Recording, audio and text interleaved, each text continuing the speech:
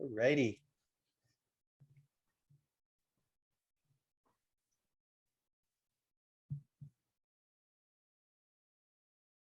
Welcome to the camp. Let's try this again. This is what happens when Mike's gone. Can't even intro the show.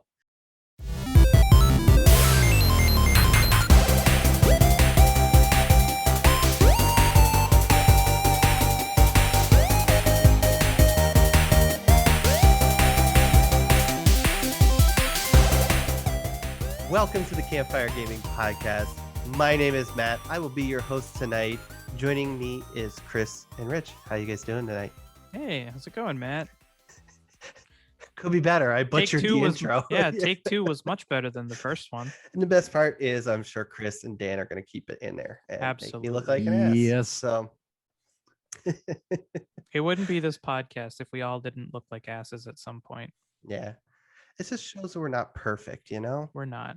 I mean we're mostly perfect. I am. Okay, Chris is perfect. Mm-hmm. Maybe. But excited to start or to talk about some gaming news tonight. I believe sure. so. I mean, if that's what you guys want to do, sure. Kind of, maybe. Do you Depends guys on the news. We kind of got a mishmash of things, you know, some catch up with some odd things that have happened during the week. We had EA Play Live. I can't talk tonight, apparently. Who let me host EA Play Live? That was last Thursday, which will be about a week and a half ago by the time you are probably listening to this and this episode launches. Yeah, so some exciting news there, along with how some $1,500 graphics cards were murdered by Amazon games. And not in the way you would have thought. Yeah. See, you could have left it with a really cool note, and instead you told them exactly what it was. Amazon committed murder. Murderers to GPUs. To kick us off tonight, we're recording on July 27th. I throw that out there because I know Chris, you said you didn't have a lot of time tonight, so you didn't play any of the new Russian stuff. So Hell Let Loose, official 1.0 release today. Eastern Front, Russian forces. I got to play a match before we hopped on and started doing some podcast stuff. I was kicking ass, taking names. So, what are your initial thoughts there with, because you only got a match or two in, right, Chris or Rich? Yeah. I'm way off tonight. Yeah, you were struggling tonight. You need beers. That's what you need. Beers. I know, right? Yeah, so the Eastern Front stuff is out. The some of the changes I've really liked, and not even just like the new content. Like we could go into some of the new content right away, or we could talk about some of the changes that they brought in as part of basically just releasing the 1.0 of the game, which congratulations to Team 17. Yep. Well, Team 17 is the publisher, not the developer. Oh, yeah. Like Black Citadel. Man, now I can't remember who actually makes the damn game. We're doing so great tonight. Matt, you're infectious.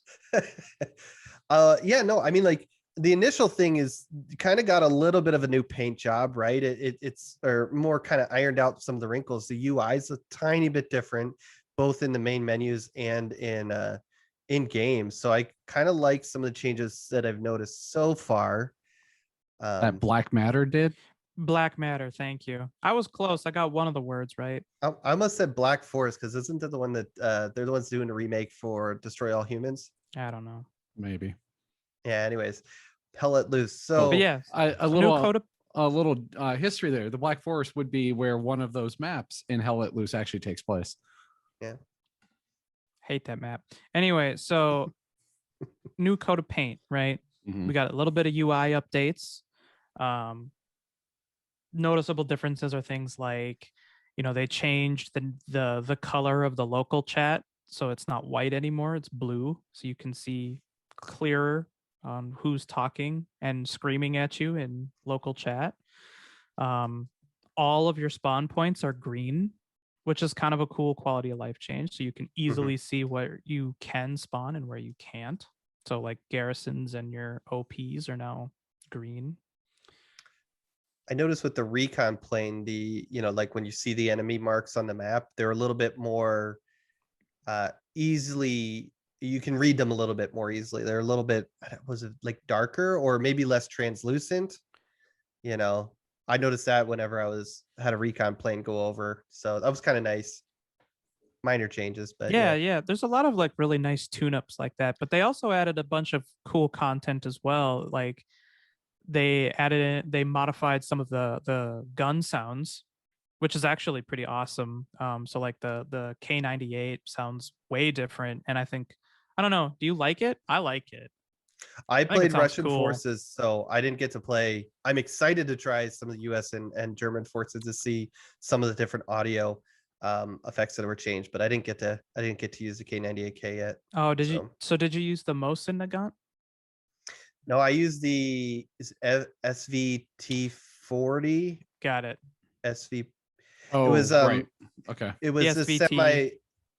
semi-automatic Yeah. for the Russian officers, because as happens in this game, I joined a squad that didn't have an officer, so I don't mind playing officers. You're So the best officer that we have. That's why we do it. but I wasn't playing with you. It's like everybody else knows too. Yep. We put it on forums. We made sure. Yeah, Exactly. If you see Sergeant Massimo, just leave the officer role. Let him Yeah, take he'll it. They take care see of the it. rank and they immediately think, "Oh, yeah, this guy's clearly an officer. He is a Yeah. sergeant. He Yeah. needs to lead us."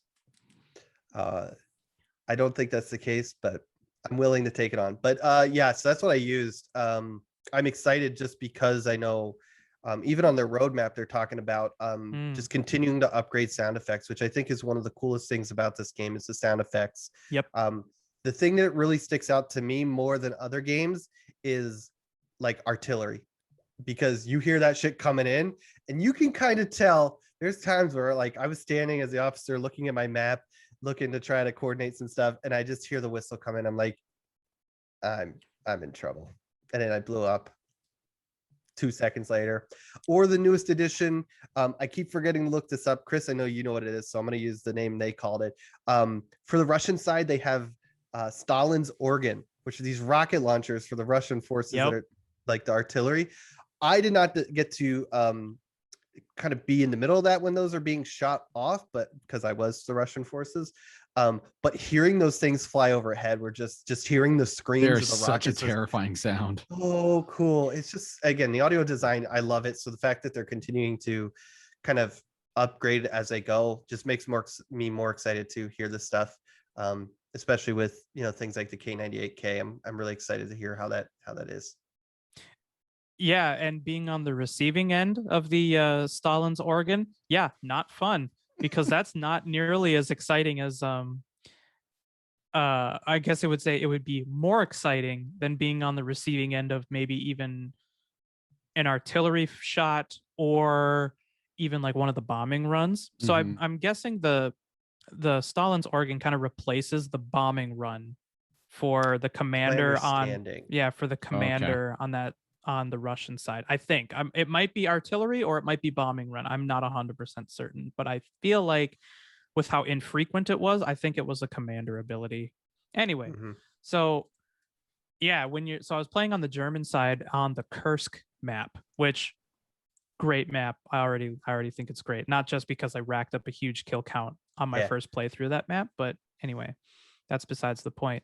The you hear in the distance, right? Like we're sitting on the far end of the German territory of the map, and you just hear in the distance, you just hear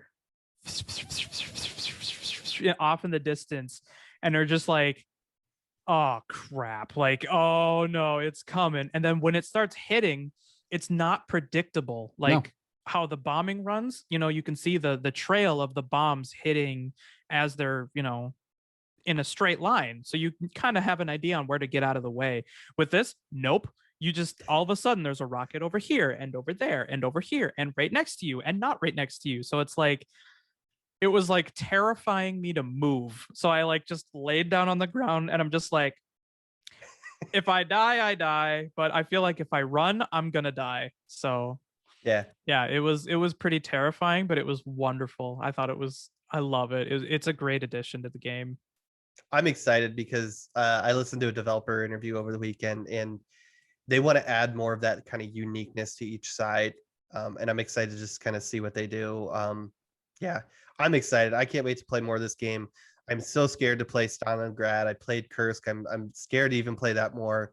These maps appear like they're so open, and Stalingrad looks like there's a little bit of verticality potentially to it, Yeah. which could make clearing out or attacking positions and not knowing like what windows the Russians or Germans, I guess, whichever side you're on, are hiding in. It's just going to be like, I'm excited to try because I think it's going to be a little different than some of the other maps we've played on, and it's going to be a whole different level of fun and terror.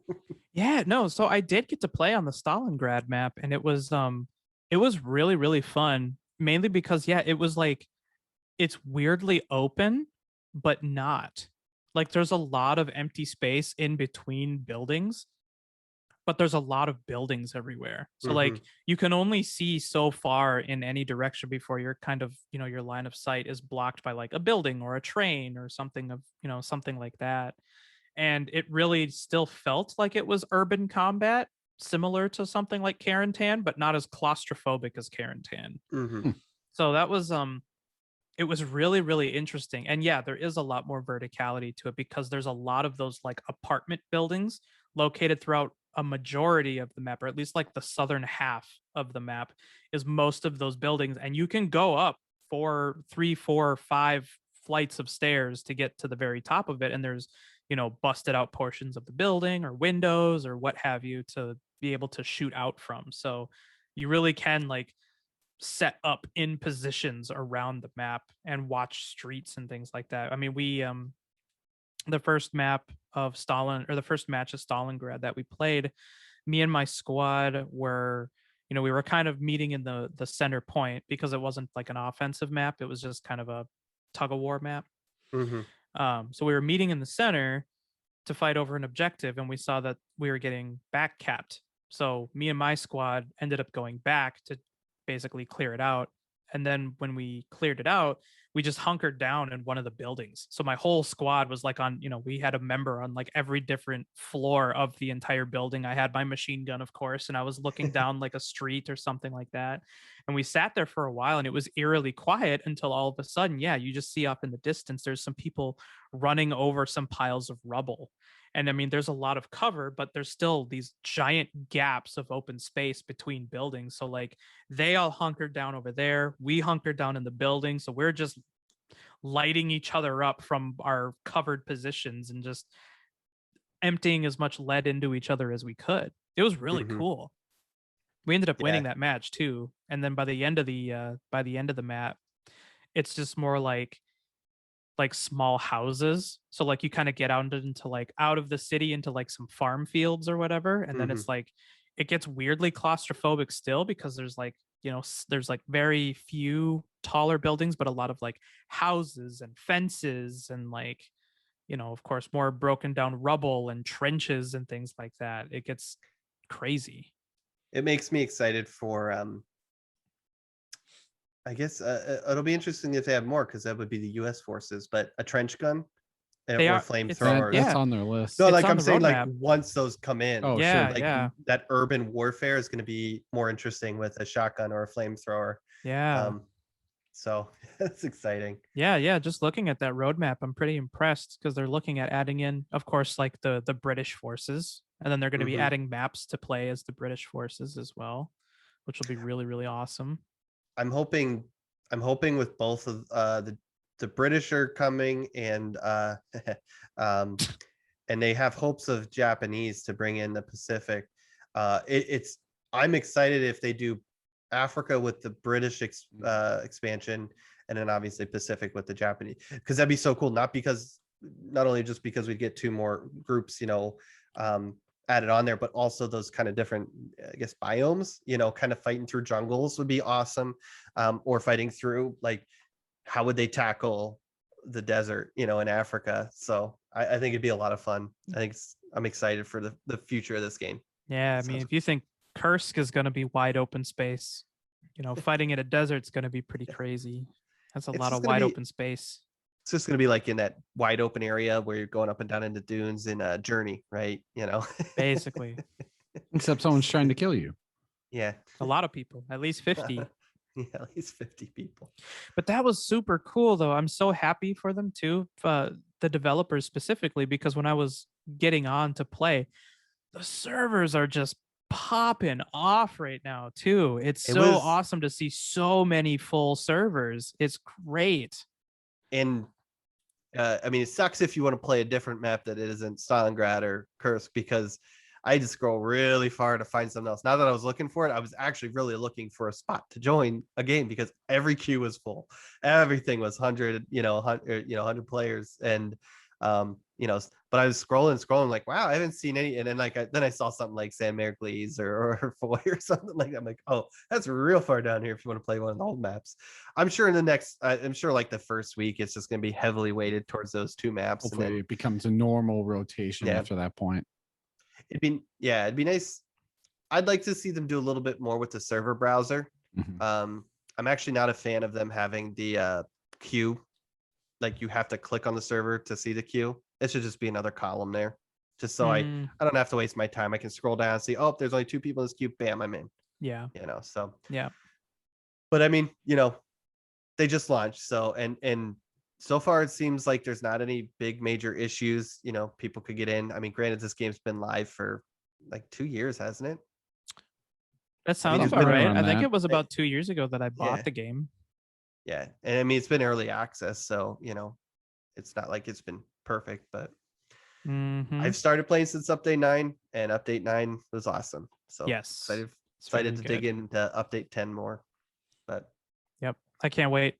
I mean, I hope that we end up playing it like this weekend or something like that. It's going to be good times. Hopefully. I don't know if I'll be playing it this weekend. So rumors are that Halo Infinite Flighting supposed to be starting this weekend. Good transition. Yeah. And to also break it to you guys, I also got invited tonight. So check your inboxes. Maybe you did guys you got really? one too. I don't know if I And to add a little bit salt though into my, or not salt, no, Salt? I don't know, to water down some of my excitement and kind of sticking it to you guys. I'm actually gone on vacation this weekend, so I'll only be able to play. It's Thursday to Saturday, I think it was. I have to look at the emails, so I'll be able to play a little bit Thursday night, but I'm gone Friday, Saturday, and Sunday. So, I did not get invited to the flight. Nope. Oh, look at that! Look at that. So you'll just have to give me your account. There you go. Yeah, just come over, hang out. So this is actually kind of interesting. My understanding it's just going to be arena gameplay versus bots. Oh. And then their Good. academy. If I understood, they had a big blog post on Halo Waypoint. So unless I misunderstood, which there's a good chance I did, it just looked like it was just going to be 4v4 where it's 4 humans versus 4 bots, because they're trying to kind of figure out the bots and kind of narrow down or refine their different like skill levels and stuff like that as they get harder or easier. And then the weapons drills, which is kind of, I think, a cool addition, that's the I don't, they got some Spartan Academy or something like that is how they're kind of covering it with story, but you can go try out weapons and different things like that. So if you want to see how this weapon works and shoot it, you can just, basically it's a firing range, right? But I think there's a little bit to it where they're going to have different drills. I don't know if that's going to be like in some of those Call of Duty games and stuff where you start out as part of your training is running through like an obstacle course and shooting, try to get all the targets in time. I don't know if it's going to be stuff like that. I guess maybe next week or whatever, once I've done playing, I'll talk about it. But yeah, you'll have to let us know, because I know that the firing range thing is something that's becoming more and more common in a lot of other shooters, like just specific examples that I know of are things like Counter-Strike and Valorant. Valorant more specifically added in a special mode just for that, just for doing like a firing range, so that you can essentially it's just a sandbox where you can test out the guns, right? So that you can kind of get an idea on how fast they shoot, spray patterns, that sort of thing. And you can kind of play around with different equipment and how to use it. Basically just getting a feel for literally everything that's in multiplayer. So that would be my guess as to what the firing range would be. Less so of, like running through a kill house and shooting a bunch of paper targets or something like that. But yeah, it'd be something like a place to test out all of the weaponry. Valorant specifically also has like different modes where you press a button and then it starts popping up those like paper targets in the distance so that you can practice like your aim and all that. They have things that's like things that move around across the screen so you can kind of work on your tracing. I mean, this is like I said, this is stuff that's existed in a lot of shooters for a long time. Like even Quake had some training maps that people, but these were all user created, not provided by the developers themselves. So no, these are like I get a reason a lot of games don't do something like this. It takes time away from developing and finishing other parts of the game. But I do like seeing when games do add stuff like this because I mean, especially in the early days, or if it's a game that they constantly add like weapons to, maybe you need to earn the weapon, or maybe maybe the sword's really hard to get on in multiplayer, right? Because it only spawns one place, right? Thinking like Halo 3 or any of those other older Halo games, right? So maybe I'm just new and I either A, I'm scared to go grab it because some other person's going to yell at me, or B, I just never get a chance because there's only one and it spawns every X minutes, right? So it's cool to go to these like different whatever they call them in games, right? Shooting range and try these things out and just see how. So if you do ever get it, sometime you're not like, okay, well now how do I use this? How does it feel? So yeah, it's really cool. But yeah, it sounds like arena gameplay versus bots, this academy weapons drill stuff, and they want to test the menus and battle pass UI. So I mean, it's kind of, I mean, the flighting it's not like your typical like multiplayer beta or something like that where you're just getting in to play something. This is you're helping here, you're testing things. That's why it maybe for some of you doesn't seem like it's that exciting. Right. This isn't going to be like the Halo 5 beta where it was pretty much just the multiplayer and you just play it, Yeah, when they started doing this whole flighting thing with the Master Chief collection, it really is to just test features, and that's really what they aim to. Is they take a very small subset of the overall package and then they just test that out, and they get your feedback and they want you to take surveys and things like that. It truly, I mean, it is truly that it is a testing procedure rather than just an early access beta or something like that. And it's been just to kind of point out, it's been very successful in the Master Chief collection. They've been doing it for years now, and that game obviously is obviously improving. And what's cool about the Master Chief collection is they kind of flight for things that are both single player and multiplayer, because I know like you could get early access to some of the campaigns before they all came to PC, to help kind of figure out stuff there. Or I think the Halo CE texture fixtures that we've talked about in a previous episode, like that was in what I think one of their last flights where people were like, oh, they're playing through, and they're like, oh, I didn't, they're noticing it. I guess it wasn't called out, but yeah, it's exciting. I'll be more interested too if like through August and September, if they do a bunch of these flights, and then if they'll actually have a multiplayer beta. That I'm curious if that'll actually, where it is more of that just traditional. Here's the multiplayer, play it for a weekend. Now we're just going to stress test. So yeah, I'm sure they will. And that'll probably be in like October or something like that. Yeah, just they'll wait for they'll wait till Battlefield 2042 comes out, and then they'll drop the multiplayer beta for Halo. Yeah. No, that's probably when they'll kind of just invite everybody and anybody in and see if they can't just they'll let the rest of us scum play it. Yeah. And just kind of see if it'll kill any servers or services or things like that. But I have been a part of a couple of flights for Master Chief Collection. That was really fun. I did a lot of the earlier ones. The later ones, not as much. So I was actually a little surprised that they invited me this, because I'm sure they keep track of that. Yeah, they do. They say that like, when you participate in those flights, and you give feedback and things like that, that you are more likely to be selected for more flights in the future. So as long as you're participating and you're kind of engaging with what they want, I mean, they will invite you back to do more stuff.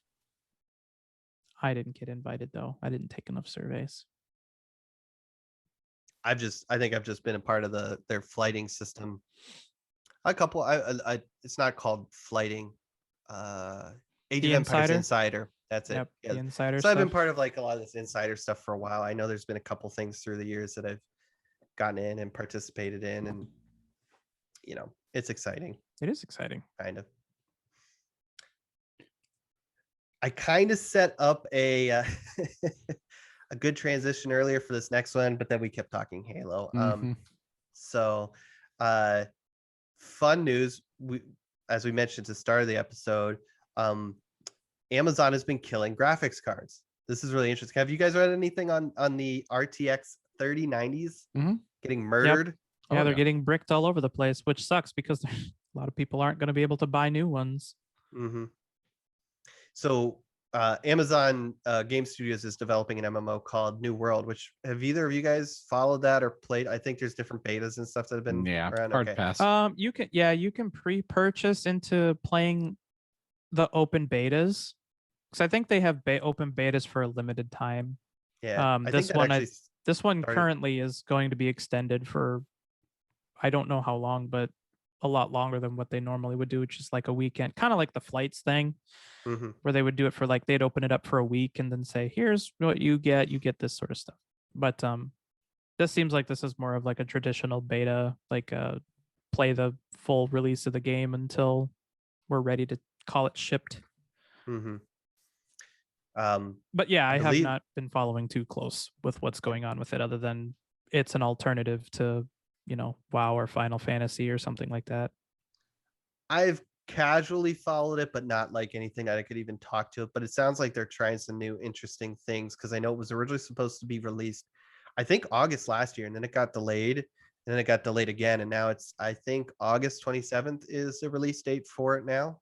So it'll be interesting to see how that does. But I guess what it was in this latest beta that they had the rendering uncapped, frames uncapped. So when you open a menu, it sounded like it just started rendering like insane, which there's not a lot to render in a menu, right? So sounded like that overheated your graphics card and burned it out. So and it sounded like it was only for the 3090s too, not like it's not like any graphics card. It was just 3090s, which are $1,500. I mean, that's retail. Let's be real. That's the expected Scalpers price. probably. It's it's way more than that. Yeah. But the good news is what I thought was really cool was EVGA is doing basically like the way they're doing the RMAs on this is they are, as soon as you put in a ticket for it, they are sending you a new card. Nice. They're not waiting for you to get your shit, like for you to ship it back before they send and verify it. They're like, nope. Now the question is how many of those 3090s do they have to send out? Since hopefully enough to replace all the bricked units out there. Yeah. But we'll see. That was kind of an interesting story. I kind of laughed, especially since it again sounded like it was only geared towards those $1,500 cards. Are you gonna give New World a try? I know you're not really an MMO guy, but I mean, for me, it'd be depend on if there's other people to play. Is it I guess I don't even know enough about it. Do we know if it's free to play or if it's like a? I think it's fee to pay. I think I think you have to buy it, and then it's kind of like the like ESO Guild Wars. Yeah. I don't think there is a monthly subscription to it, but then again, I haven't been following it that closely, so there might be, and I just haven't noticed. But I honestly haven't seen much about it. I haven't paid that close of attention to it, but it's fantasy MMO. There's another one. If there's excitement around it and I have friends that play it, I might, it's been a while since I've played an MMO. Probably the last one would have been SWTOR, or that month I played WoW Classic. A lot of people like the Old Republic still. Which has been almost 2 years, even though I said I'd go back.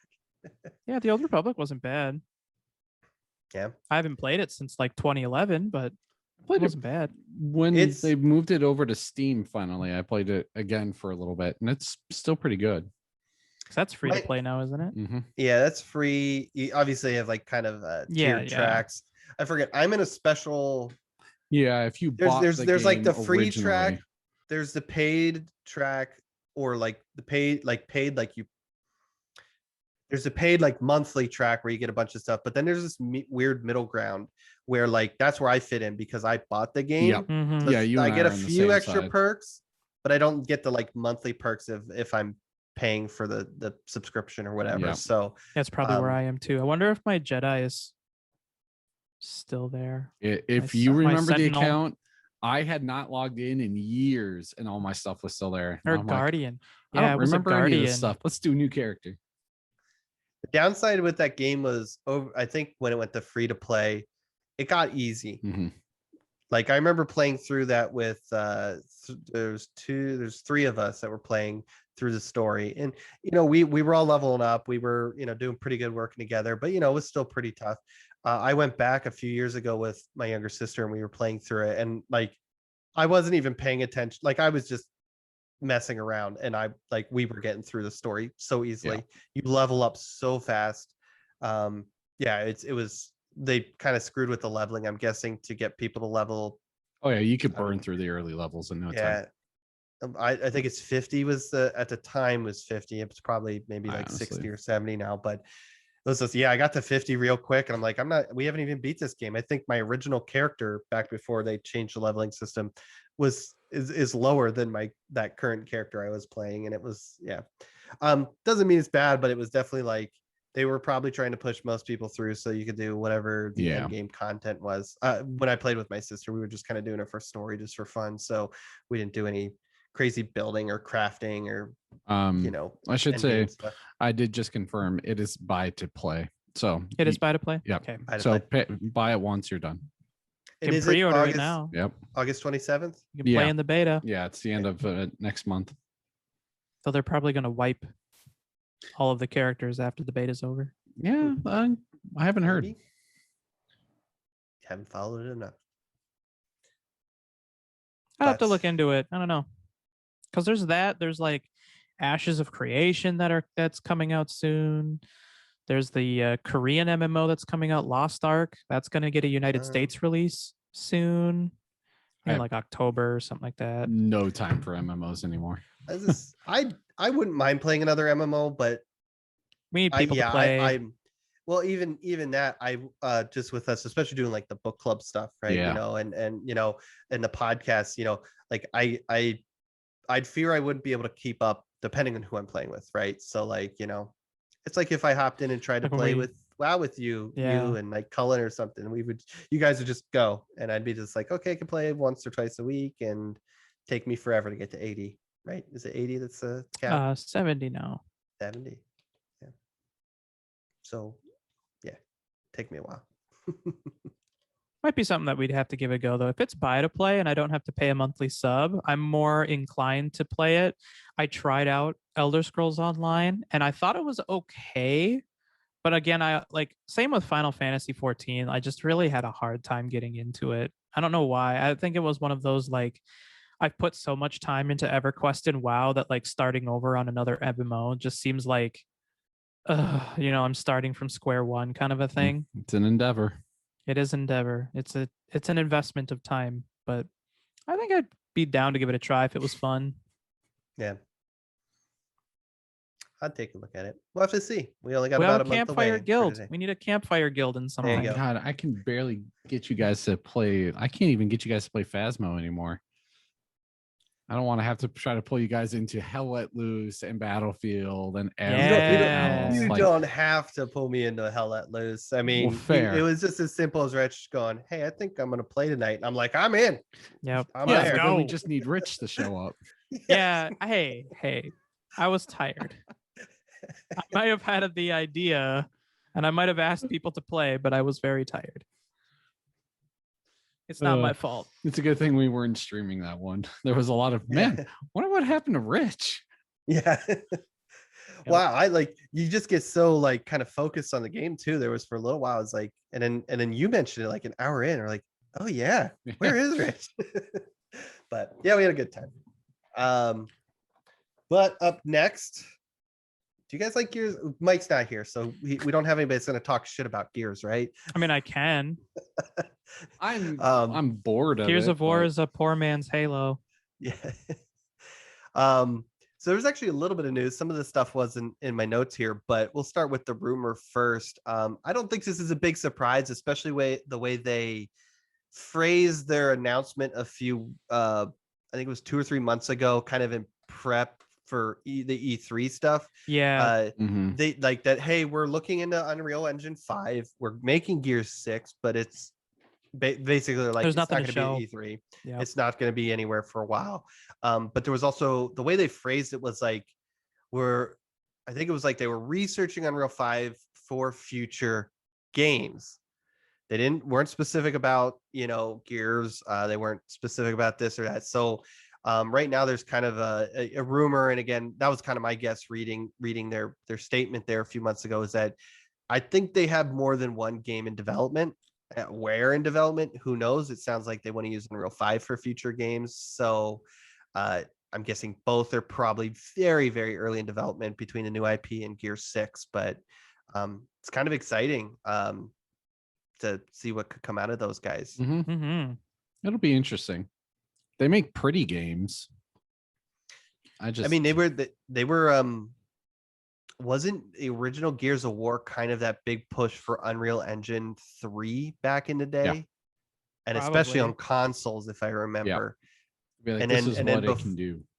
Yeah, and then it blew up, and it was in everything. You had your BioShock. I know it was another big one. Wasn't that when Gears of War was part of Epic? So of course they're going to use Unreal Engine. Yeah. But that was like their game to push the tech forward. Yeah, that's what that's what Epic used to like to do. Yeah, kind of like Battlefield. Unreal 5 is pretty impressive. It is. They just don't have that title anymore. It's all Fortnite. Well, it's all Fortnite. Yeah. We could argue little things with Fortnite for Fork Fight. I can't stand Fork Fight, but if you look, there's been a lot of development with a lot of their cross-play, cross-progression, multiplayer stuff. They're kind of growing and building worlds and environments and being able to deploy those. So yeah, it's not like that, like, oh, Fork Fight's not this amazingly pretty graphics, thing that Gears 6 or whatever their next rumored IP will be, but they're pushing the engine forward in other ways. So, and again, I hate Fork Fight, but it's giving them the money to do that and to fight Apple and Google. I'm not like trying to start something here, but I mean, I'm sure they're like, oh, we got all these deep pockets. How do we just mute Matt for the rest of this? Oh, we're gonna hit 2 topics here that we actually touched on last week. But feel free to throw your 2 cents in, Rich. But to kind of follow up on, we'll start with Netflix gaming. They did, I think last week we mentioned that there were rumors that it was going to be included with the cost of the service. But it did come out in the last week that their games will be included in the subscription. So there's not going to be, for right now, we know Netflix, they changed stuff, but for right now, your subscription will just have the games available to it, right? The other thing they kind of mentioned was that we were tossed around the idea of them maybe teaming up with Sony and kind of creating a Game Pass kind of thing there. But right now it sounds like they're focusing on more mobile like devices, which kind of sucks. But it's not surprising. I'm not that I was super excited about Netflix gaming, but it's like mobile devices. Okay, cool. I guess so. Yeah, I guess that's kind of my opinion on it is, yeah, maybe they're I taking on xCloud. I subscribe to Netflix for the movies and the TV, not really for playing mobile games. I rarely play games on a mobile device. Same. Or I rarely play mobile games. I rarely watch Netflix at this point. I have 2 or 3 streaming services, and I did. Now it's like a jumping. I was thinking the other day, it's like, is there even really a reason to? No, Netflix. I'll watch it when a new season comes out or something. That's it. Right, and I mean, it would really depend on what sort of games that they're going to be bringing that I can't already get access to for free on mobile. I mean, most mobile games are free. Why would I need to pay a subscription to play a bunch of games that are probably better for free unless they're really, really high quality mobile games, which I would never put those words next to a mobile game. So spicy take maybe, but it's I think there's still a lot to, a lot of questions unanswered, because this could be them maybe taking on things like Stadia and Xbox game streaming. Maybe, but maybe that just like doesn't maybe seem like that's not even like, you're talking like if this were baseball, like Netflix doing a mobile like game streaming for mobile games, that's like minor leagues. We're like, okay, Stadia is also minor leagues, but Xbox Game Pass is like the major leagues, right? It's just completely different area of service, unless like Netflix starts bringing in things like AAA titles or like the hottest indie titles or something like that. I don't see a point in getting involved in the mobile gaming market. Maybe it works for Apple. I don't know their numbers. I mean, I know that they have their own game store that is successful. It's very successful. They make a ton of money. So it's successful. Oh yeah. So maybe Netflix will be fine for the mobile crowd, but personally, I don't care. Does Apple have its own, like, I'll say, game studios? Yes. No. They don't have a game studio. Okay. Is it just exclusives? No. They have exclusives. That's what they have. Yeah. They're doing now what's called Apple Arcade, where you can subscribe for a monthly fee, and they have deals with game companies to release like fairly high-end games on the mobile platform. And you play them for that subscription. Yeah. Yeah, I mean, because that's the other thing is like Netflix. There's no news on like how, like what games. Yeah, like are they? I imagine if they were going to build studios or acquire studios, that would have been, well, build studios probably would have been announced. Acquire studios, I mean, that could still be in the works. But yeah, I don't know how they're. Yeah, it's weird. It's weird to announce a service without having the games to start filling it. Yeah, we don't know what games that they're even going to be bringing. I'm not aware of them. No, I haven't heard squat. I haven't seen anything. Yeah, this was really the other, like, we talked a bunch of the service last week, but this was the only thing that was kind of like unknown, but that they talked about this week. So we'll see.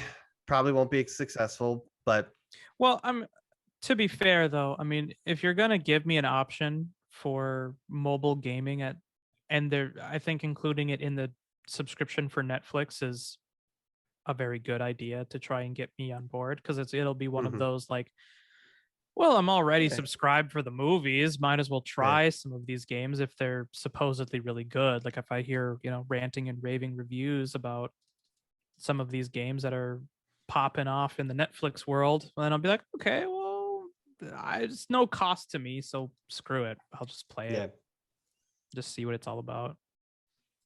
That is like the only way that I can see that working for them. It's a good idea for that business model, I suppose. It's a far cry from how Stadia was handled.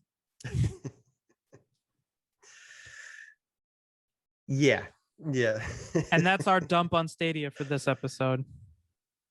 There's no one here to defend we should add that as a segment, just a reoccurring segment. We don't need a segment. We just do it every episode. Let's let it flow naturally. Yeah. I would love to see somebody cut like a montage of us dumping on Stadia, like the spiciest things the Campfire Crew has ever said about Stadia. Super good. That'd probably be it'd be an episode in itself. It would be a fairly long one. Yeah. Also take quite a bit of work since we're up over 100 episodes now. Good luck if you do it though. We love you. But yeah, the other topic that we hit last week that there's a little more information came out was the Steam Deck, the mobile device from Valve. So the kind of the thing that came out this week that I found interesting, and this was kind of our, I'll believe it once either I see it or read reviews about it that they're saying it works. But one of the big things last week was like, how is this going to play all the games in my library or most of them? Because, it's like, well, it's just a little handheld. How can that run? Doom Eternal is a bad example because they actually did demo that. But let's pretend they didn't, right? This like really crazy, pretty looking game. What if they did New World? That's on Steam. There you go, New World. Is it gonna burn out the poor Steam Deck? Yeah, is it gonna? It's been melt the device you're holding in 3090s. your hand. Yeah, Yeah. Perfect place. You're probably using on the crapper. yeah. Actually, that's not a bad idea. I might get one just to do that. But one of the developers of the device this week kind of came out and said so far every game they've thrown at it has been able to handle, it's been able to play that game. Some of the reason they kind of say that is just because of the device itself, right? It's smaller, so you're not looking to push 4K, uncapped frame rates, 140, 60, whatever, 200 and plus, frame rate, right? So they're saying a lot of it is that, a lot of these games are so Doom Eternal, as an example, is so well optimized to be able to push millions of frames. It means on those smaller kind of, not as strong devices or as powerful devices, running something like 800 or 720p at 30 frames a second is not hard, right? So they're basically pretty optimistic about a lot of these games or most of your library being playable. So again, it doesn't confirm that your whole library is going to work, but they're trying to reassure people that are probably going to buy this, like, hey, your library is going to work. What? So are you guys going to play Hell Let Loose on the crapper? No. Though I am slightly curious, man. Which Valve developer said that? That was Valve. Yeah, which Valve developer said the that hardware quote? Oh, you're gonna make. Yeah, I am. Pierre Lou is it? I think the P is silent. Griface. I just totally murdered it. That's not as big of a video as a Stadia one would be, but I'm sure you could put together a small video of the Campfire Crew podcast pronouncing names wrong. Pierre, I can say that right. So, yeah. Thanks for putting me on the spot, Chris. No problem. Can you say it better? I actually believe it would be Pierre Lupe. So I could be wrong without an E at the end of that. And no, not on the last name. I mean, at least you're sounded for real. Mine was butchered. The last name would be no. F's in French are really weird, so no, I don't think I can do that. Well, yours sounded a little bit more normal than mine. If he does listen to this, we apologize. We're not good with names. Anybody with a name like this, because we're awful with. I'm awful with saying names. I can't even get my name right. But I mean, as far as the Steam Deck, I mean, I'm interested. I probably won't buy one, but it'd be cool to play Hell Let Loose on the Pooper. But I mean, with how much I have a 27-inch 2K screen, and I'm already leaning in like right up to the screen. You're gonna be like this, right? Yeah, like I'll be sitting there with it. It's like right up on my face, like. Yeah, you're shooting guys way too far away. It would not be fun. Yeah, when you're trying to get that precision and just seeing those few pixels move for someone's head or body, so you can snipe them. Yeah, I don't think I would do it on a mobile device, but I'm kind of excited to see how this does and if this does really handle a lot of your library. I hope it does well. Yeah. And then maybe they'll someday quit after making a second one, and that'll be it.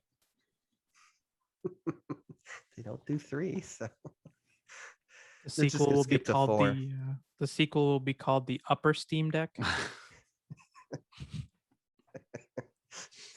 Steam Upper Decker. Yep.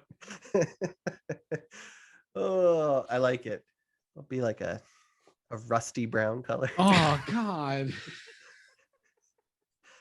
Managed to make it worse. I cannot believe it. Oh well. We can move on to the next topic because I don't want to make you guys leave. So yay, poop jokes. So I found this interesting. I don't know if are you guys big Gearbox fans? It's complicated. We have a complicated relationship right now. I've only played through the Borderlands series, and I haven't even finished 3, so I wouldn't say I'm exactly a fan. Yeah, I guess I really am just a Borderlands fan. Brothers in arms for me. I haven't played it. I wanted to. I think I owned it at one point. Loved it. Yeah. So what's going on? 7 of their senior developers have moved on, and it sounded like at least 6 of them had started their own kind of project or studio. I am both excited and interested in this one because it's usually, I don't know a lot of these developers. It's one of those studios I don't know a lot of people, but as we've talked with like a lot of people leaving Blizzard, it's exciting to see what they're going to be doing outside of Blizzard. I'm kind of curious, since these guys are a bunch of senior guys or gals, I guess they didn't name all of them. Is to see what they could do next. I like seeing a lot of this talent move on and do their own thing, because when you're inside that inside publishers and things, bigger studios, you don't have as much creative freedom typically. So I don't speak from a lot of experience from that. Yeah, but I mean, let's be blunt. We work at big companies, man. I mean, we know, we know how the game is played, and that at some point in time, the product does eventually suffer because the bureaucracy of working at a corporation just becomes too much. I mean, what has Gearbox put out recently that isn't Borderlands? Yeah. Yep. Colonel Marines. Oh, do you know the other game they released just before that one? Alien Isolation. No, that's Creative Assembly. Just remember, the movie's going to be good. Please like the movie. It's going to be a great movie. Oh, and shit, what was that? What was that other game? Homeworld. Homeworld is going to be awesome. Yeah. Back to Gearbox movie. They also made Duke Nukem Forever. Yeah. They're the ones that finally released it. What wasn't that after it bumped around? Yeah. Isn't it after it jumped around a couple studios and then came to them? Yeah. But so the kind of interesting side of this that I'm curious about, because you hear this with a lot of big studios, and Gearbox has not had its shortage of shitty articles come out, is I'm curious if we get a Jason Schreier article at some point in the near future over there at Bloomberg, if there's anything crazy going on behind the scenes at Gearbox. I'm curious to see if it's them just wanting to move on and make their own thing, or if there's they said they left on good terms, but that's could be PR to save face, so hey, you know what, that's a good thing though. Like, the thing that I think is a really exciting time for video games is developers realizing that they really don't need the financial backbone of a large publisher, and they don't need to have the name, like the Gearbox name or the Blizzard name associated with them in order to make something really cool and special. Is that like a lot of these developers are leaving, making indie studios and working on projects that they love, that they genuinely love to work on, and that shows. It doesn't matter if it's not mainstream or if it's a dead genre or something like that. Who the hell cares? You just get to make stuff you like to make, and that in and of itself, I think, is going to create some really quality games. I think that's the fantastic thing that's happened in the last probably 10-15 years, is that, I mean, why are publishers around? Because it was so hard to get the funding to buy the tools and the computers and the space, and making games is offices. expensive. Yeah. Now you can literally do it either in your free time, but like, let's say you had enough funding or you had enough saved up, you and a bunch of other people, and you're like, let's make a game, and you were able to do it full time. You guys, the technology is kind of progressed so far that not only is there free engines you could start with, you don't have to develop a whole new game engine yourself. You have all these services. Sometimes you can partner with people, just to get like we were just talking with Epic, right? They have some easy plugins to be able to do cross-play, cross progression, cross system chatting and friend lists. Like, you don't have to develop all that stuff, and you can do it from home because technologies, like, you can literally, I work remote. I'm a full-time remote worker, and we're, there's a bunch of us. So it's like, you can do that now. You don't need those thousands or millions of dollars to start a company, from a publisher. So yeah, it's, and it allows just all that extra creative freedom to these people that don't have to listen to the, management going, well, we want to do this, which will be interesting when we get into a topic here. I should have swapped these things around. So, but we'll get into it here. But yeah, it's really exciting. Yeah. And so hopefully whatever they're making is cool. So Yeah. So I mean, you know what? Good for them. I think that this is some powerful stuff, and I think we're gonna see the same thing out of all the people that left BioWare too. All the people that get out of the big corporate structure and just kind of go and make their own small little studio to make a game that they would really like to play. yeah. And now the awful segue into what could have been a good follow-up topic to this, or should we just jump? Should we jump? No, I was going to say there's a good segue to our next topic. Speaking of people making games that they want to play, someone just joined Gunzilla Games. I looked. Ooh. Is it like, what is Gunzilla Games? I have no idea who they are. I don't. Whatever. I'm excited though because I'm a fan of his. Who? Me? Did you join too? You're a fan of who? Neil Blomkamp. Okay. How you say it? I have no idea if that's actually how you say it. As someone with a very German name, I am not good with German names. Even though he's actually South African, but never mind. It's a German base. That's where it comes from. Never. Either way, he's the chief visionary officer at Gunzilla Games now. There was a made-up title that I've ever heard of. Wow. Yeah. I mean, all titles are made up.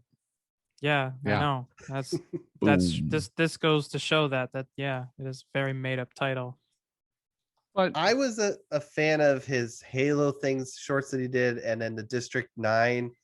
Personally, I haven't watched a lot since Chappie, but those, was it Elysium and Chappie, right? Yeah, Elysium and Chappie. They weren't awful, but they weren't as good. 9.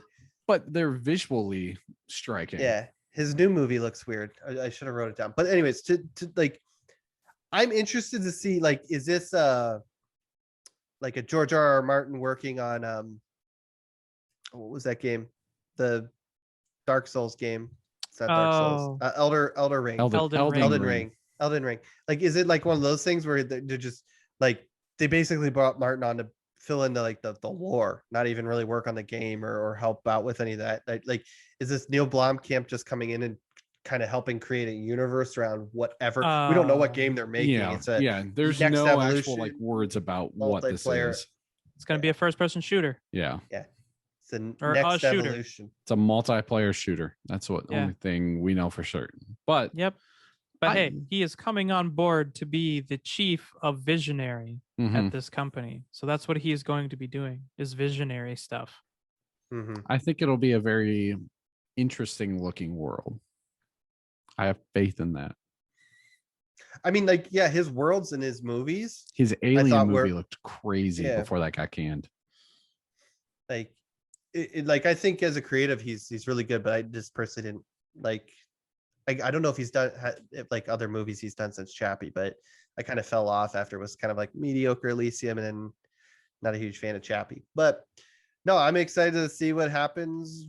I know nothing about these people, and I'm curious to see what Mr. Neil Blomkamp, how'd you say it? Blomkamp. Yeah. How he does over there.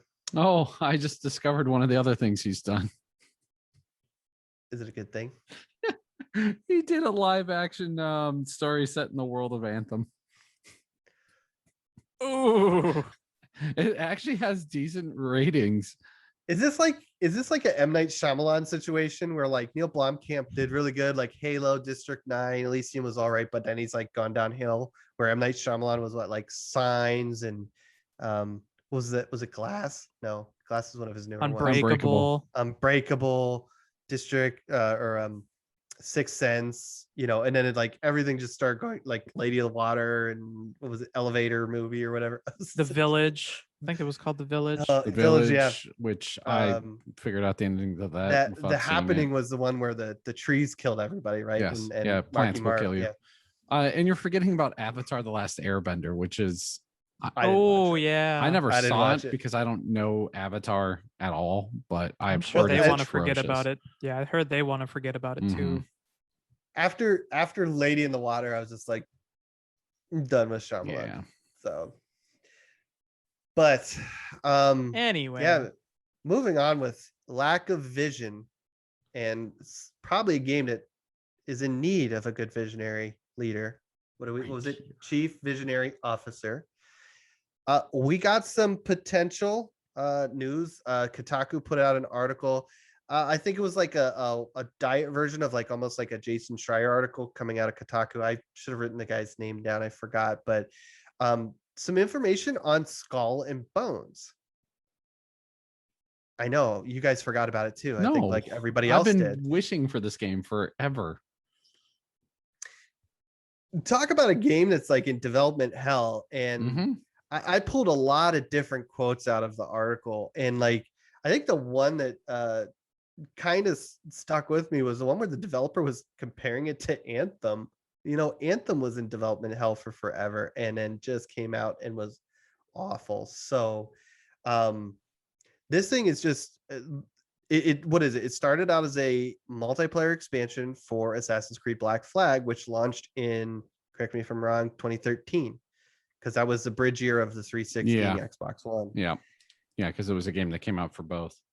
Yeah, and since then it's been, sounds like, rebooted multiple times, kind of changing directions, suffering from this very reminiscent of Anthem. If you remember, they were like pulling the flying feature out and then putting it back in. That just, you know, screws with people that are, especially like level designers, that like, I guess little things in here, like they're constantly, they were going back and forth with, oh, can you get off your ship and go do things, or is it just you're sailing your ship, right? Yeah, the development on this game is insane. It's none of this surprised me after 8 years of on and off hearing things about it, but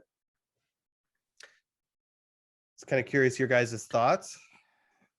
So right after Assassin's Creed Black Flag came out, the one thing everyone I at least everyone I was talking to at that time was like, okay, they have a fantastic ship-to-ship combat system. When are we going to see? Because we knew Assassin's Creed wasn't going to keep following this timeline. When are we going to see another game use this? Because it was fun, which hadn't really happened all that well in any video game I could think of in that time period. And we first kind of started hearing about Skull and Bones. I will say when we got the first trailer and they did treat it as an MMO, was kind of like, oh, really?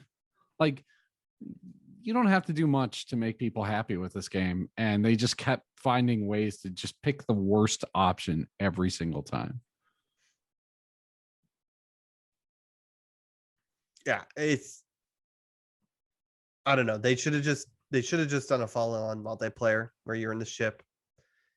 I think some of this it's going to suffer from is the fact that it's been 8 years and people that probably like the sailing. Now, well, they even talked about that in the article, and it makes sense after 8 years. You have things that were developed back like for an older generation, and as the years go on, the constant just having to throw out assets and redo it, and just how, I mean, you have talent going in and out, you know, you have talent being poached because you know they're just sitting and churning, and people don't want to do that, so they'll go, they're going to other studios. It's gone through three creative directors. They're on their third creative director right now. It's rumored that they've blown through $120 million so far making this game in 8 years, which it sounds like what they kind of want to do here in the future is do a little bit of like a live service thing, which they could potentially. It would work pretty well in a game like this. But it's just, I mean, the problem is now, see, I'm sure the second Sea of Thieves started doing well, they're like, okay, what can we take from this? Maybe. Like, no, just make your own damn game. Yeah. But I mean, from what the article is kind of talking about is that it really is a workplace culture thing that's really crapping on the end product, which this is now becoming a common story, which I suppose, I'm trying to pick my words carefully, is that like, it's a good thing this is all coming to light. I'm sure this has been happening for many, many years. Like, it's not like this is probably a new thing, but I'm glad that it's starting to come out, that it's like, yeah, you want to know why like the game that we're making sucks? Yeah, this is why games are starting to suck. Is because it's just the workplace is It's terrible for a lot of it, it's people are hitting their breaking points, and it they're getting pushed too hard, and Well, indecisions are terrible decisions, and it's just a disaster. the mhm. way big games are developed is broken, Yeah. and someone needs to fix it. And so far, no one has figured out the perfect system for it. We did. Yeah, they leave and create an indie studio. Yeah, yeah. And then we get the good games that come out of that, which I'm not entirely arguing with, but still, I like big budget games occasionally too. Yeah, I mean, I big think budget games are fine. It's just, yeah, it's just the toxic workplace is just what Yeah, it's not killing good. it. Yeah. Yeah, Mhm. regardless if it's like any sort of harassment, or if it's sort of overworking and abuse, and Well, it's all bad. I don't think we talked about it a lot, and I don't remember the details because this was last year. But I mean, there is ongoing stuff. There was a bunch of people that left Ubisoft last year, yeah. left, um, that had a lot of allegations against them that led up some of those. I think it was somebody big at Assassin's Creed. I think there was actually somebody at the Ubisoft Singapore. Just some very toxic people that had a lot of issues. So Ubisoft's had its own issues where I was actually a little frustrated with them, not because my constant complaints about their game design too, but I personally felt they were trying to, like, some articles would come about some allegations and things going on supposedly, and then all of a sudden a couple days later, a week later, you'd get a big PR announcement about some upcoming game stuff with Ubisoft, and I'm like, that's real shady.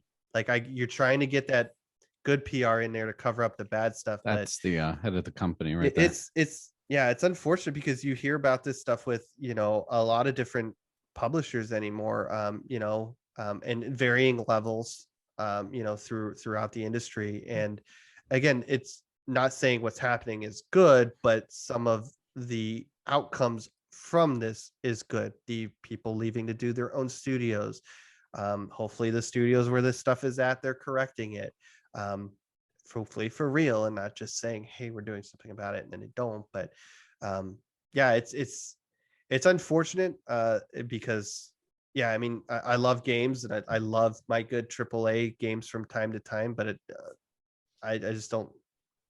I They're don't like not seeing this becoming type of worth the stuff. money that they No. spend on it, when it turns out as bad as, like, say, Anthem did. I mean, that Right. game had an enormous budget, enormous price tag to make, and it did not do well enough to justify that price tag. And a lot of that was, yeah, like, it makes you wonder, it's like a mixture of a couple things, right? It's a lack of accountability. No one is willing to take the fall for games like this being crap, because that's my job, right? That ends up costing me my job. At the same time too, is that this toxic workplace culture stuff, I feel like, is largely led by a lot of people who just don't care about games.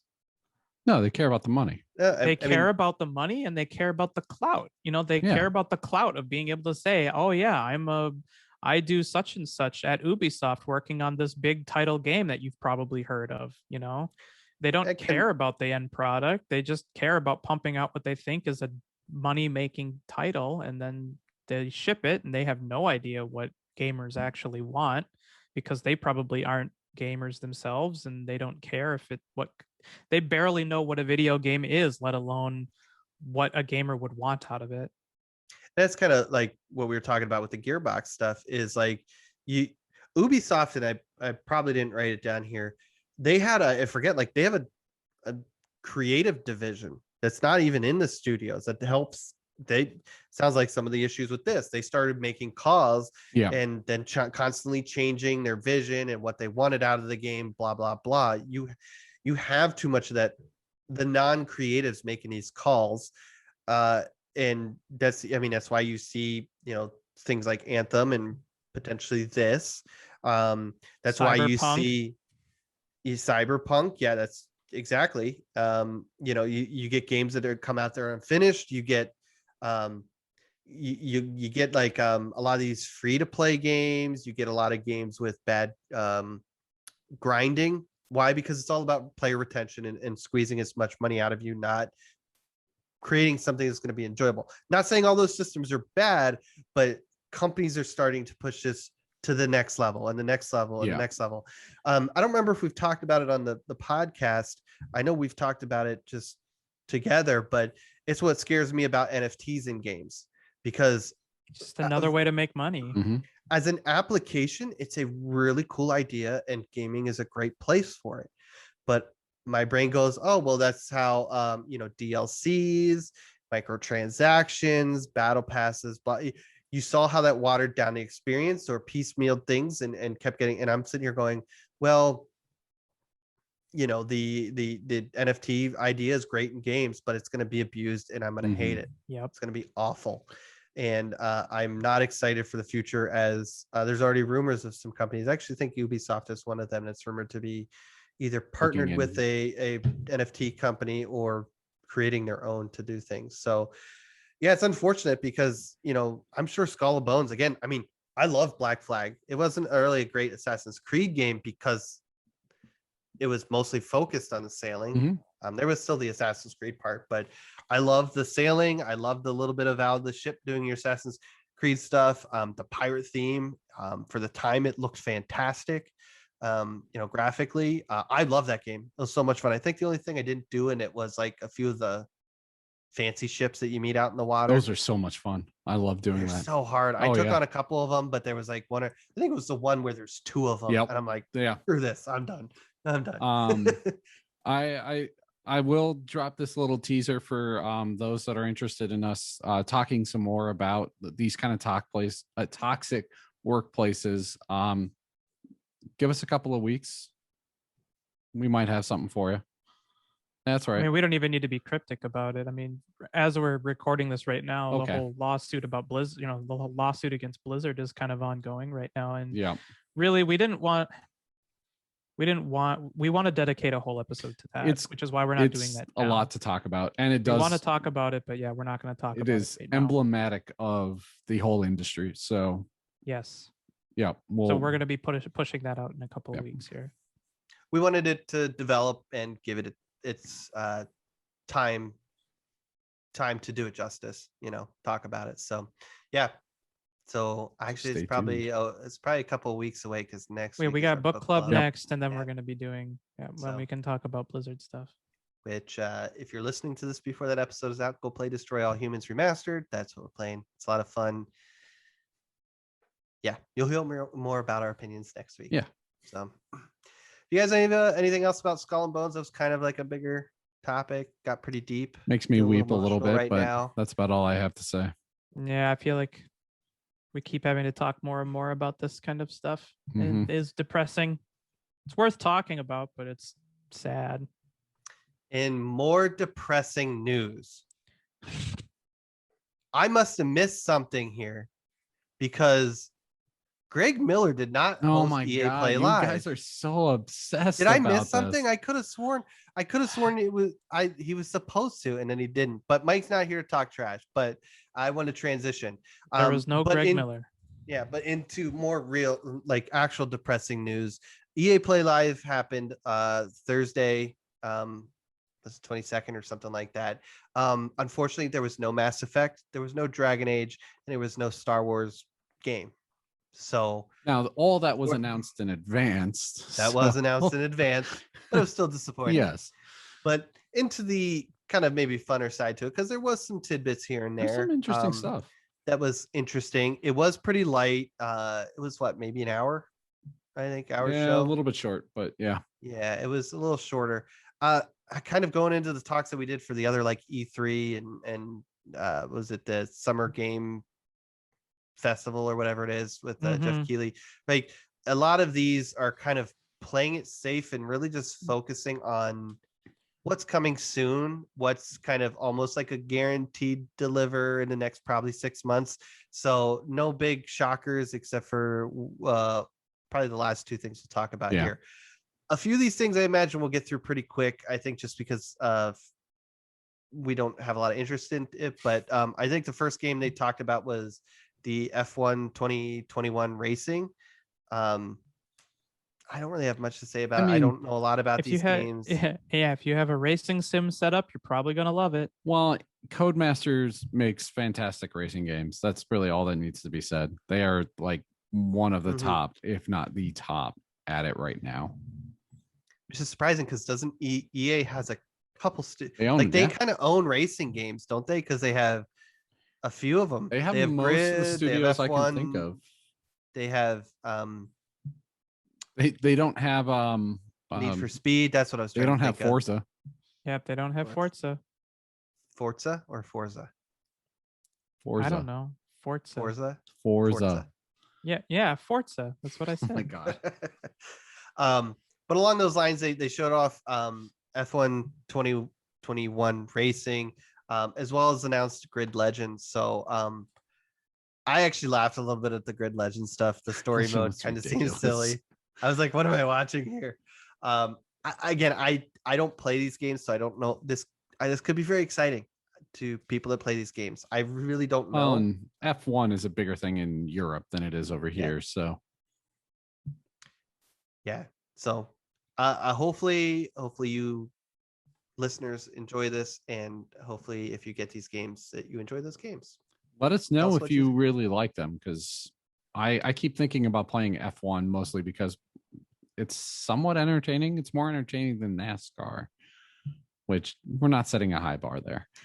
I had a lot of fun playing a NASCAR game once, but I was intentionally trying to break it. I was going to say, one of those games I tested. You couldn't turn around and go backwards on the track, but I found a way that I could basically go perpendicular to it. And I had a 120 car pile up. Jesus. The Wii had trouble rendering. Yeah, that's not surprising. It was a lot of fun. But on to Apex Legends. Do either of you guys play? I've played it. I don't regularly. And this is hard for me to talk to because I don't play it. So they announced Emergence. I think it's a new what I don't even know, agent. What are they called in that game? Player character. Yeah. Character. New character coming out that looked interesting. They had a whole cinematic for it with like these, I don't know, little drone things coming out of his chest and killing people. It was kind of cool, kind of creepy, but a lot of excitement from the Campfire Crew around these starting games. Don't worry, we'll finish strong, I promise. Lost in Random. I guess this is the first game. This looked really cool. This was the first game that I actually started to care about. Yeah, now, granted, like I played Apex Legends, but whatever. Like I haven't played it since like the first couple months that it came out. I got burned. I stopped playing battle royale games. But yes, Lost in Random was the first game that I actually was like, oh, this looks kind of cool. Yeah, it reminds me of like a Tim Schafer game. It does. Yeah. It's a single player adventure game. And it's like all about, like as the title would suggest, randomness. So like dice rolls and cards and like, so it looks like it's kind of like a third person action, maybe adventure game, adventure game, would you say? Definitely single player. Yeah. It was kind of cool. They had like different like cards that you would like roll dice for or something like that. And yeah, it had that very Tim Schafer-y look. Or like a Tim Schafer and like a American McGee. No, I'm thinking more along the lines of like I just saw the reaction from Matt. I just pulled that out of my like almost like a Tim Burton kind of a look. Yeah, very Tim Burton-esque. Yeah. Is kind of how it looked. It was like very creepy and like stylized and all that, and it looked cool. Like the game looked fun. They showed a trailer for it and a little bit of gameplay, and yeah, it's coming to PC, consoles, and Switch on September 10th. Yeah, I'm gonna sidetrack, but it falls in line that it was an EA game. American McGee's. I didn't play Alice. I played Alice Madness Returns. And the weird thing was, I wonder if this is the game. I wonder if Lost in Random is the one that triggered me, because I was just sitting the other day like, man, that'd be cool to play that game. So I went and pulled it. I haven't started it, but I pulled out my old Ooh. 360 version that has. Well, it's on EA Play. But my Alice, I don't know. I haven't. I don't think EA Play has American McGee's Alice. Yes. Where my 360 version, it came with a code, and you can actually play the original, the American McGee's Alice and Alice Madness Returns. That was a fun game. That was weird. Talk about something that EA could do is I don't know what he wants to come back. He's not done. He wants to make another one. That's just one of those. It's been years since I played. It was like, but Wonderland was like falling apart and crazy stuff. And yeah, you got a lot of weird stuff. And I'll bet you less than random. Bet you watching that video is what triggered me to kind of go like. Someone was talking about it in our Slack or something. They mentioned while we were watching the Lost in Random trailer. Someone was me. Yeah, I was gonna say I swore it was you. But moving on with EA Play Live, Knockout City. This was one of those games that was shown last year that kind of looked interesting. Again, one of those games where it's it'd be maybe fun to play once, but like I'm not going out of my way to get it. But it's basically that dodgeball game. Yeah. So they showed off some new map, new gear. It's coming out today. As of recording, it's out now. The map kind of looked interesting. The whole like movies theme. Yeah. And it looked like the world kind of changed sets, as it were. As you played. I feel like it was a little like I was hoping if you're gonna make it Hollywood themed, like maybe you got some movie tie-ins to make it really exciting. You're EA, you got money. Throw it at this. They have the Star Wars license. Right? Yeah. Come on, man. Yeah. Like you can do something. You could do that. But no, none of that was there. Yeah. I'm just convinced that EA actually just hates Star Wars.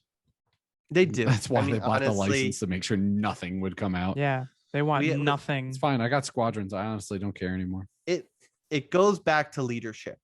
And they ruined it the last 10 years that they've had it. God. Yep.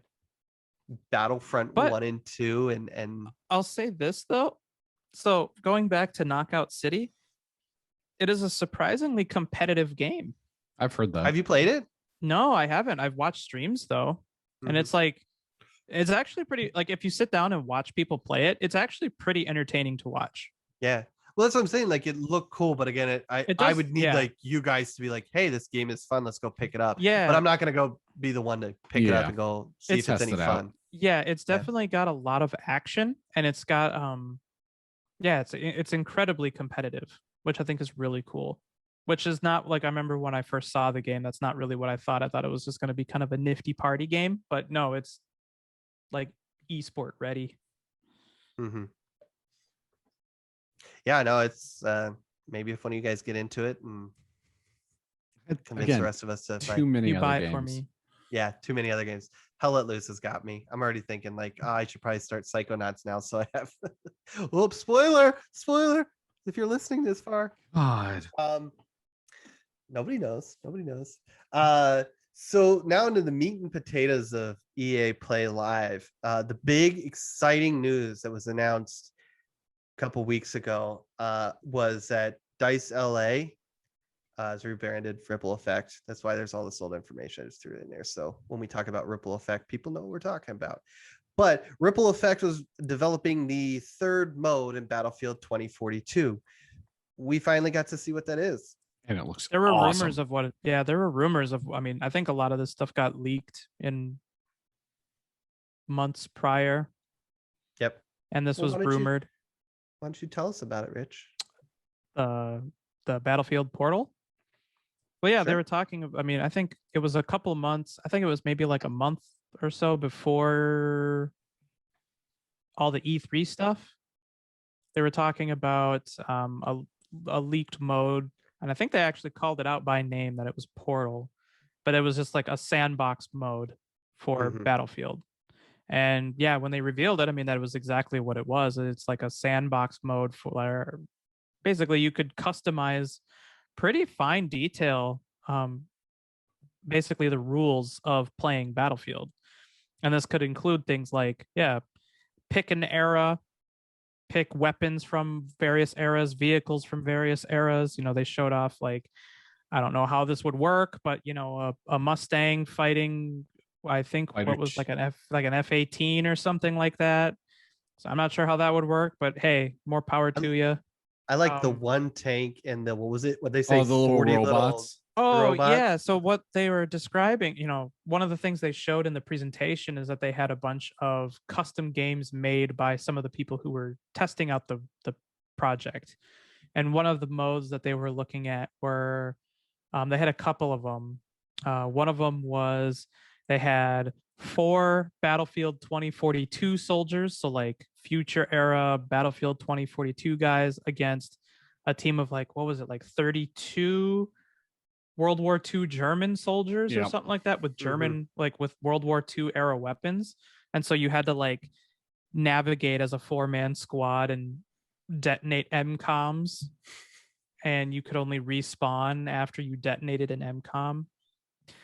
They had one which was, it was one tank crew versus an army of EOD bots that were just trying to just come and annihilate that poor tank. So the tank had to like run around and try and shoot the little robots.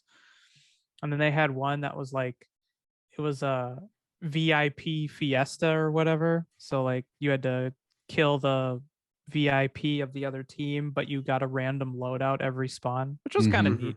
Yeah. But they showed in detail like some of the cool tools that they're allowing players to act like. This is like the closest thing to modding that we've ever really got support from for a Battlefield game. Like I think mods existed even in like Battlefield 1942 mods existed, but it really wasn't like supported. This time it's like it's DICE giving us the tools to actually make some cool stuff. Now you can't go, they specified that you can't go modify the maps. So this isn't as like in depth as say Forge from Halo, but you can modify like entire logic streams around the game mode. So you can add in all sorts of customized logic and things like that so that you can play it however you want. They had people fighting knives versus shock paddles, which I thought was hilarious. Like I honestly thought that was that was fun. I think then you give them wingsuits and throw them in a tornado, and that's a game mode. there. Yeah. Knives in a tornado. Yeah. Knives and shock paddles, or just knives. I mean, slappers only, right? Yep. Slappers only in a tornado. Yeah, we should mention here, you kind of covered it, but like this is going to cover 4 different content from 4 different Battlefield games: Battlefield 1942, Bad Company 2, Battlefield 3, and then the new Battlefield 2042. Some of the maps they showed off was Battle of the Bulge, El Alamein, Valparaiso. Here we go. Paraiso. Talking names: Erica Harbor, Caspian Border, Nashar Canals. Also, I think you missed a Battlefield game in here. Yeah, I know. I swore there's more than that. 5 of them. Battlefield 5 is also in there. Yeah, I believe. Who lets me run a show together? The rest of us are too lazy. I also thought that Battlefield 1 was part of this as well. Maybe not for the maps, but the era. Yeah, I was a little like I get it. Like Battlefield 3 and Bad Company 2 are like almost the same era as Battlefield 2. But I was like, man, like, give me my Strike at Karkand. Like, come on. Yeah, those games had some really good maps. Yeah. I'm sure if this is popular, they're gonna, especially if they have a whole studio working. Well, yeah, they can pull. I hope so. Yeah, I hope they bring in some Battlefield 2 maps because that game was my childhood. I loved it. I'm excited for the Bad Company 2 stuff, but I love Bad Company 2. That's my Battlefield. Yep. But yeah, so they talked about the different maps that they were bringing in. So like El Alamein, Erica Harbor, they love showing Caspian Border because it's got the tower that falls. Yeah, they love showing that tower falling. I loved it when I was playing that game. I'm excited to get to see it again. Yeah, and of course they're letting you play on all the gargantuan 2042 maps, which I'm just excited that they showed some diagrams or whatever. They showed some diagrams of like the scale of the map compared to like the scale of like the old maps versus the new maps and just how big these new maps are. And I'm just, it's exciting to see that they're actually like Like that's exactly what I think a lot of Battlefield players want. I know a lot of people are upset that there's no campaign. I personally never gave a crap that there was a campaign in Battlefield. I loved it for the multiplayer. Like since 1942, that's to me that's what it always was about. It hasn't been good since Battlefield 3, and I'd also argue that Battlefield 3 wasn't like 4. a great. I like Battlefield 4. I wasn't. I remember playing that and not really enjoying it, but I mean, like I wouldn't say they were like great. No, they're not the campaigns. selling They were point just- for the game. It's just like a little fun. I always like That's why I like the Bad Companies, because those were fun campaigns. Those were really fun. But to me, for especially Battlefield, it's a good way to learn some of the mechanics before you're jumping into a multiplayer game where experts can snipe you from halfway across the map. I did that all the time. Yeah, I believe it. I still do that. I actually went back and played Battlefield 4 like the rest of the goons after 2042 got announced and still got it. Give me that, like 500-meter sniper headshot. I can do it. I'm back thinking about Hell Let Loose now that you're saying some of the stuff. So, but yeah, we had fun that day. Yeah. But yeah, so I mean that was kind of the big announcement that they had from EA Play around Battlefield stuff. And I mean, I think it's going to be great. I think so. In my personal opinion, I think giving the community tools to enhance the game as they see fit is a wonderful thing to do. That is a great idea. Always, like, I love when games provide things like map editors and ways to customize the game beyond just the way that the designers originally designed it for. Just to give people the chance to actually kind of get creative with what they made, and I think that's a good thing, and that gives me a little hope that they're actually going to have community-led dedicated servers. They still have been very silent on that, and that's the one giant question mark that I know a lot of people have on Battlefield 2042 is, are they going to let people host their own servers? Can we have community servers back? I don't know. We shall see.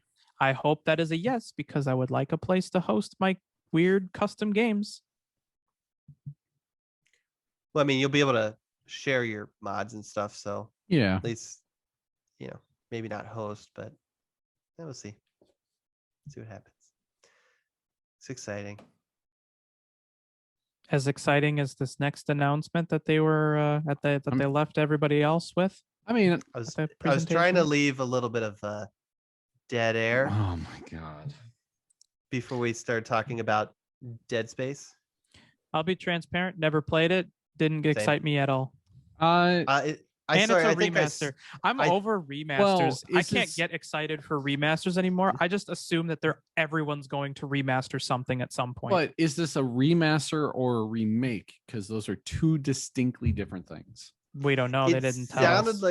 Sounded like this was going to be more of a remake. So like how they did with Resident Evil 2 and 3 is my understanding. If that's a lot of it's still rumor. Cool. So same story beats, but overhauling the entire gameplay of it. Yeah, that's the initial rumors right I like now. that. And they didn't. That's they okay. really just dropped a teaser at the end of the show with this. Well, and which is exciting. It's the worst kept secret at EA right now. Like everyone knew as soon as Motive got pulled in by EA that this is what they were going to end up doing. Yeah. So we were going to talk about this a couple weeks ago, or maybe we did. Did we talk about the rumor of this coming a couple weeks ago? I forget. Might have been I don't remember if it's a topic we talked about but to your point, it's been rumored for a while that it's going to be a remake developed by Motive. There wasn't any information on when it's coming. No. The only other kind of real information we got that they're using the Frostbite engine, which I know some people are but I think it's a good idea, assuming they get support. That was always my argument with that forced thing that EA did over the years. But they're going to keep it to next gen consoles and PC, which I think is the right decision, because they'll be able to squeeze.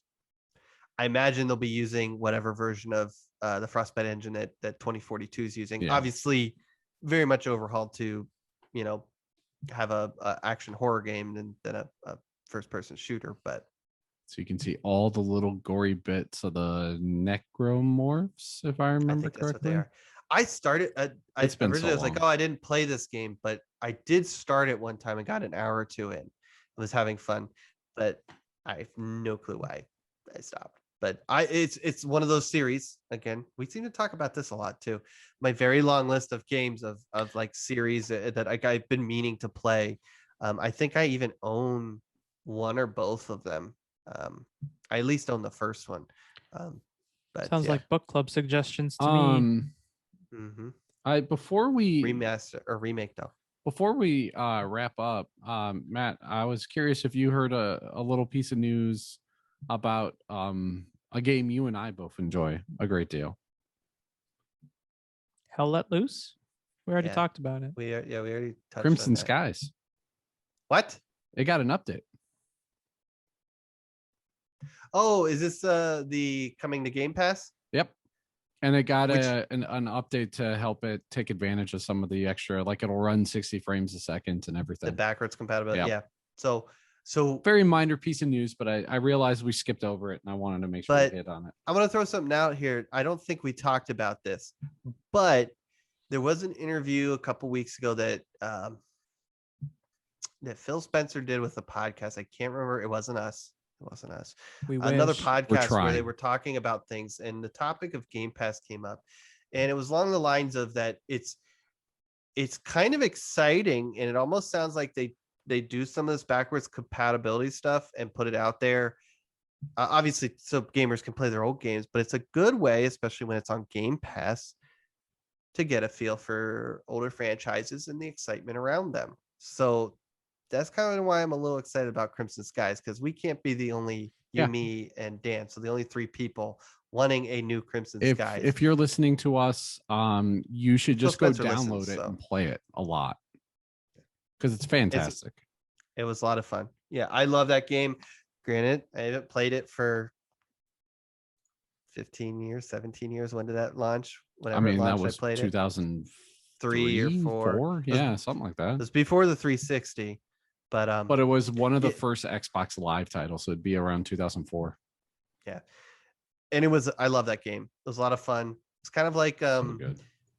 I don't remember the main character's name, but he was kind of like a Nathan Drake or an Indiana Jones type character. And it was just made it fun, adventure. It was I like some of the alternate timeline games. This was I guess this was another World War II game that was Nope. Who took over? God, you're showing 17 years or whatever since I played this. So. The America fell apart during the Great Depression, as opposed to keeping itself whole, and every section of the country kind of became its own little like. That's right. Chicago was like its own country. Yeah. But everything went to the air, so there's blimps. I mean, you fly planes, but it was all in the air, which is really cool.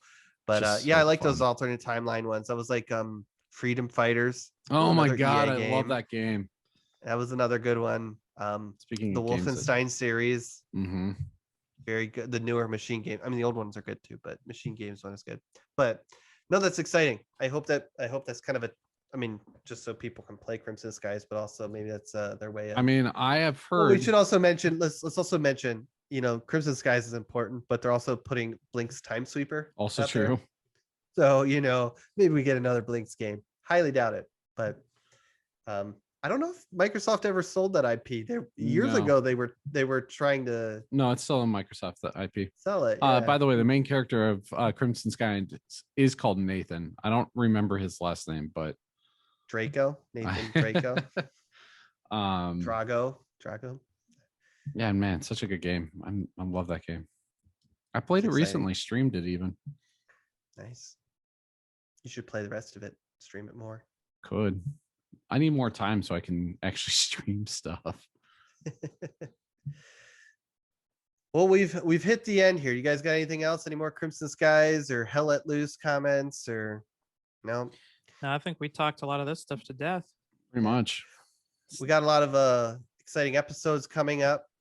Might have been a spoiler that I leaked here a couple minutes ago. But don't worry about it. Don't like back check and see what it was. Yeah. But some exciting stuff coming from us in the future. So if you like us, check us out at campfiregamingpodcast.com. You can get links to our socials, our Discord, listen to episodes, all the exciting stuff. Check us out on Twitter. Give us a like, a follow, tweet at us, whatever. We're at Camp Game Pod. We're also on Instagram at campfiregamingpodcast.com. We're throwing up a lot more videos on YouTube. So go search campfiregamingpodcast.com or find us through something like our website. We're trying to put out a lot more of these videos, our podcasts recorded out there on video, as well as some live stream stuff that we do from time to time, playing games like Hell Let Loose and Phasmophobia, and we haven't gone back to Valheim recently. No, Still it's need to been a beat that while. other boss. I'm still I don't remember what the server information was. I can get it put back up there. Yeah, I lost the server info. It was my server, and the password is password. Good. Now you just told everybody. Great. On that note, thanks for listening to me mumble through this episode and try to pronounce names poorly. I did a terrible job. I hope you all enjoyed this episode. We'll see you next time around the campfire.